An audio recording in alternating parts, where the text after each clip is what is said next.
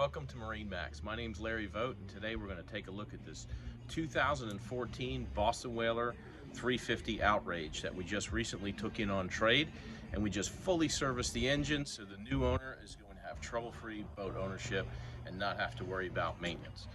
Just taking a look at this 350, it's totally set up for fishing and cruising for the family. You've got a full second station up top with complete controls, including the joystick, and a Raymarine GPS sonar that's tied into the units down below, which we'll take a look at.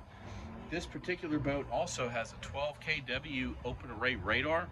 Great if you're looking for birds. If you're tuna fishing, you'll be able to spot them 6-7 miles out with no problem whatsoever. Let's take a look back here,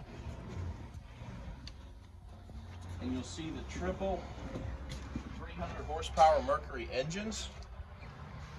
You'll see a complete tackle station here. Plenty of storage with all these drawers for all your tackle. A 12-volt refrigerator on the side. We have a dive door over here.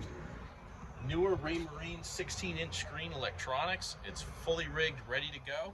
Come by and see us at MarineMax and see trial this awesome boat. Thank you.